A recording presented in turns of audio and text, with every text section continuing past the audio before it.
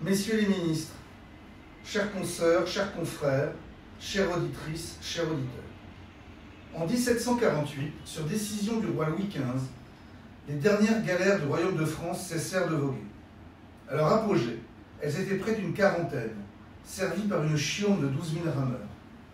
Leur port de base, au vieux port de Marseille, a vu défiler 60 000 forçats venus purger leur terrible peine.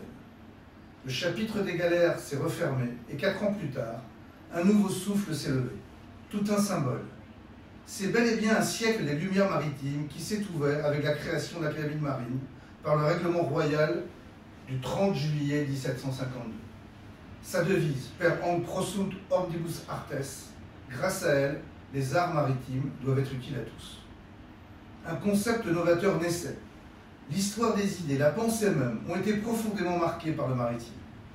Je ne parlerai pas ici du passage de la presse des marins au système des classes, mais on se demande même, toujours de nos jours, si la mer n'a pas été tout simplement la mer du droit. J'irai même plus loin. La mer est peut-être mère de toutes les sciences, mais elle est indiscutablement et surtout mère des échanges entre les hommes, par le commerce, comme par la circulation des cultures et des connaissances. Les navigateurs et plus généralement les gens de mer furent les yeux du monde, les communicants de l'époque, les témoins de la richesse et de la diversité de l'humanité. Ils ont été les premiers, puis les éclaireurs d'un savoir global et universel. Cette maritimisation des esprits, qui paraît enfin progresser quelque peu aujourd'hui, reste une priorité. C'était déjà l'horizon tracé par nos prédécesseurs. Ils l'avaient bien compris avant nous. Il suffit d'évoquer leur nom pour sentir le vent de l'aventure, de l'ouverture, du génie soufflé.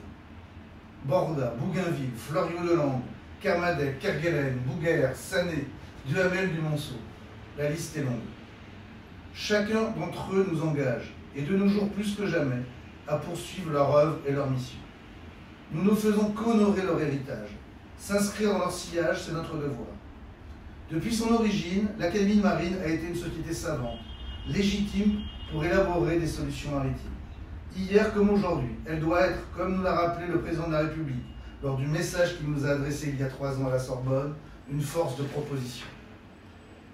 Marins, peintres, écrivains, universitaires, juristes, scientifiques, océanologues, navigateurs à la course au large, ingénieurs, historiens, archéologues, hydrographes, commissaires de la marine, administrateurs des affaires maritimes, météorologues, armateurs, grands amiraux, nous sommes l'Académie de marine.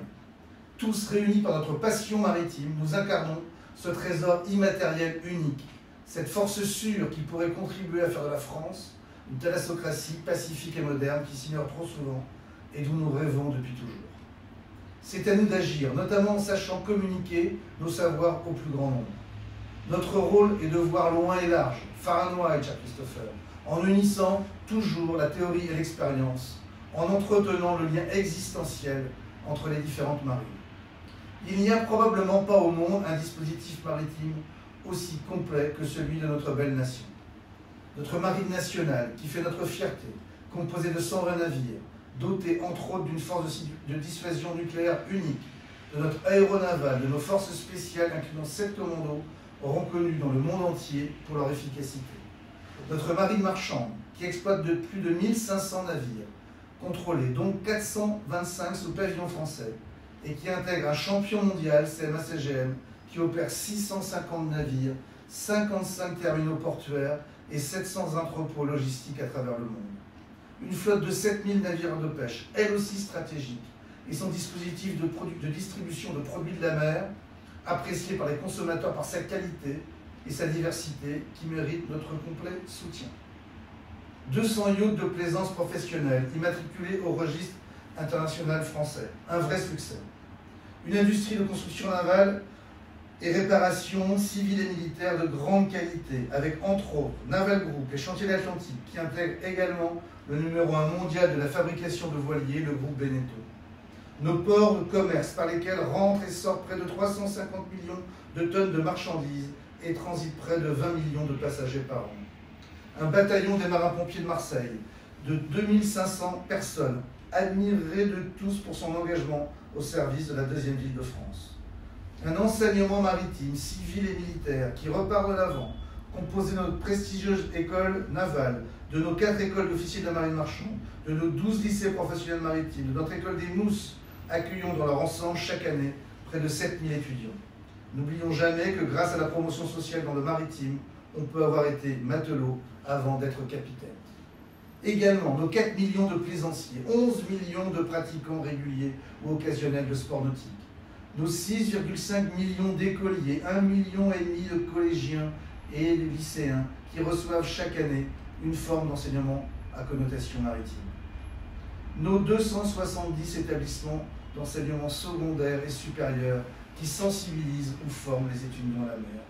Nos 8000 scouts et guides marins. Ces 100 000 permis de navigation à la plaisance qui sont délivrés chaque année dans 1300 structures spécialisées. Près de 500 ports de plaisance pour 1 100 000 bateaux de loisirs en métropole et en outre-mer, auxquels s'additionnent 10 000 immatriculations d'unités neuves par an. Nos centaines de milliers de pratiquants à la voile, répartis dans 390 écoles sur le littoral. Et comment ne pas citer, enfin, ces dizaines de milliers de Français qui naviguent au quotidien sur toutes les mers et les océans du monde, de notre marine nationale au commerce, à la pêche et à la plaisance professionnelle. Notre administration des affaires maritimes, qui remonte à plus de 3 siècles, comme notre établissement national des invalides de la marine, premier système de protection sociale au monde. C'est notre château de Versailles à nous, qui n'est pas de pierre mais de papier, a été réalisé par les mêmes hommes à la même époque. Notre savoir-faire unique en matière d'archéologie sous-marine avec la DRASM. Notre expertise en exploration des grands fonds marins, notre nouvelle frontière. Notre flotte océanographique unique et nos remorqueurs de haute mer qui protègent nos littoraux. Notre dispositif de sauvetage en mer qu'on nous envie, basé sur le bénévolat et que je salue. Notre gendarmerie maritime, notre centre de consultation médicale maritime et notre service de santé des gens de mer. De nombreuses institutions maritimes publiques et privées, le cluster maritime français, l'Institut français de la mer, la Fondation de la mer, nos organisations professionnelles qui couvrent l'ensemble de l'écosystème maritime. Notre culture maritime avec nos grands peintres de la marine, de Nicolas Ozanne, à qui nous devons notre identité visuelle, à Marin Marie, Léon Hafner, sans oublier notre cher Michel Battu, François Bellec et Jacques Gros, que je salue également. Notre presse maritime, toujours dynamique, et je ne peux m'empêcher de mentionner le journal Le Marin, fondé par mon grand-père en 1946. Notre filmographie, du Crabe Tombour jusqu'au succès récent du Chant du Loup, en passant par Océan de Jacques Perrin.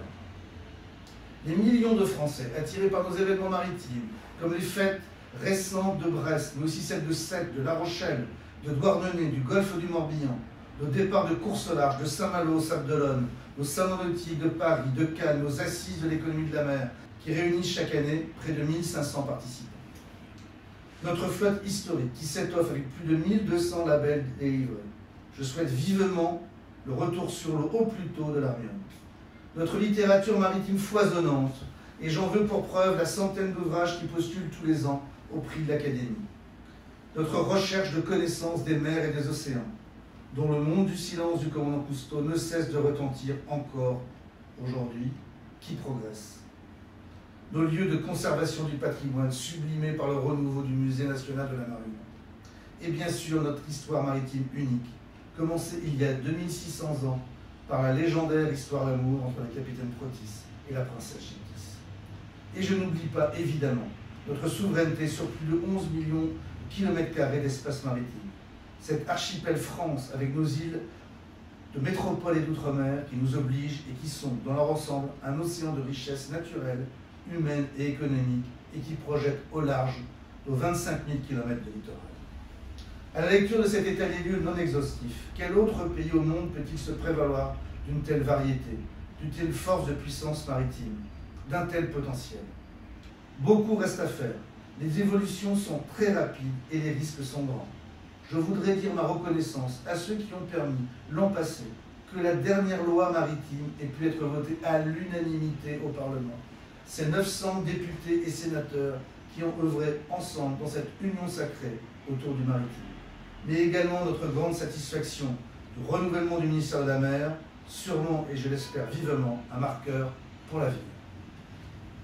Chères consoeurs, chers confrères, ces nouvelles fonctions que vous m'avez confiées m'honorent et m'engagent bien au-delà de ma carrière maritime, commencée à l'âge de 16 ans en tant que pilotin, et dont l'accomplissement a été la réalisation du rêve de l'homme qui présidait notre institution entre 1929 et 1930.